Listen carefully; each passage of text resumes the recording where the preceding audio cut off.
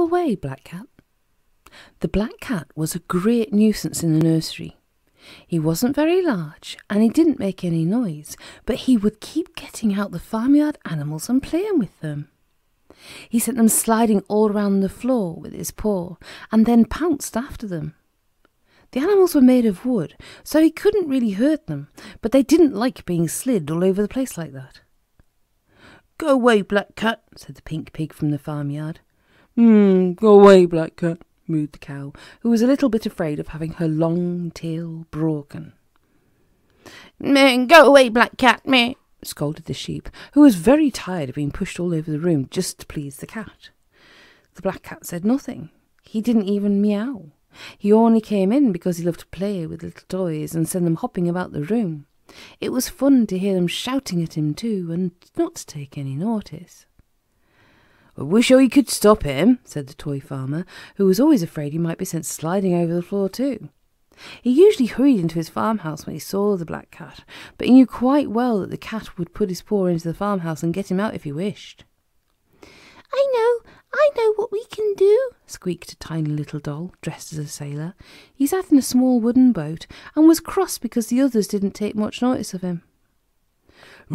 "You be quiet," said the bear. "You're always talking." "But I know what to do," cried the sailor doll. "No, you don't," said the toy rabbit, quite rudely. "Be quiet. How could a tiny little thing like you know better than big toys like us?" The sailor doll sulked and said no more. The red-haired doll thought it would be a good idea to let 3 toy dogs bark at the Black Cat and frighten him. So the black dog, the white dog, and the pink dog were all arranged in a row in front of the farmyard, ready to bark. How they barked when the Black Cat appeared. "Ruff, ruff! Go away, Black Cat! Ruff, ruff! Go away, Black Cat!" The Black Cat looked at them and grinned till its mouth nearly reached its ears. Then he began to play with the toy dogs. He sent them here, there, and everywhere. He threw them into the air, and he had a wonderful time. But the dogs didn't. They were very angry. When the Black Cat had gone, the tiny sailor doll spoke again. "I know what to do. I know what to—" "Be quiet," shouted the bear. "Toys, I've got a fine idea. Let's stand by the door with a pail of water and empty it over the cat when he comes in." So they filled a little seaside pail with water and waited by the door. But the Black Cat jumped in at the window, and when he saw the bear and the rabbit waiting with their pail of water, he ran to them and tipped up the pail so the water wet their feet. Then he played with the farmyard animals and broke the leg of one of the pigs. The sailor doll didn't say any more. He went to the Noah's Ark and lifted up the lid. "Noah," he said, "take your animals for a walk around the room. It will do them good." So Noah took all of his animals 2 by 2 around the room, and the sailor doll waited patiently by the ark. Soon the Black Cat peeped in at the door, and the sailor doll began to behave in a very, very peculiar manner. He began to scrape inside the ark as if he'd gone mad, and he shouted out, "A mouse! A mouse! You naughty mouse! Come out of the ark! You've frightened away Noah and all his animals!" The Black Cat pricked up his ears at the word mouse. He saw Noah and the animals walking round the room, and he sprang to the ark to find the mouse. "Catch it and catch it! Catch it! Get in and catch it!" cried the sailor doll, and the cat jumped right inside the big wooden ark. Slam!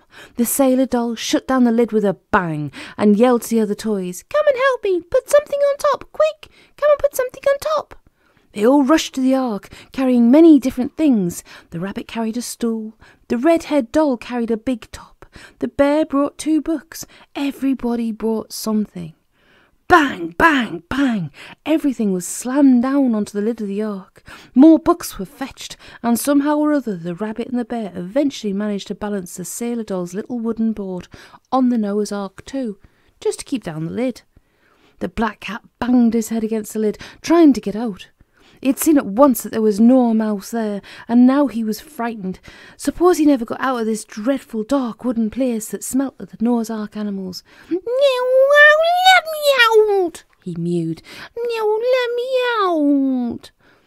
Well, Do you promise never, never to come into our room again? Cried the sailor doll boldly. If you do come again, I'll lock you into a brick box and put the bottom of the cupboard where nobody will find it.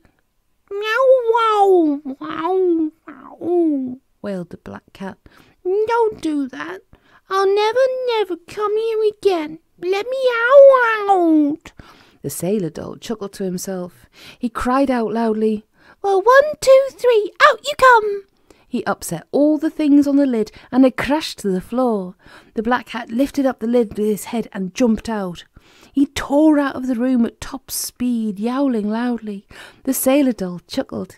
You can come back, Noah, he shouted to Noah and the animals, and then he turned to the watching toys, who all looked pleased and astonished. Now maybe you see that you should listen to me if I begin to talk, he said. You see? Yes, sailor doll, answered all the toys most politely, and I expect that the sailor doll will talk a little bit more, don't you?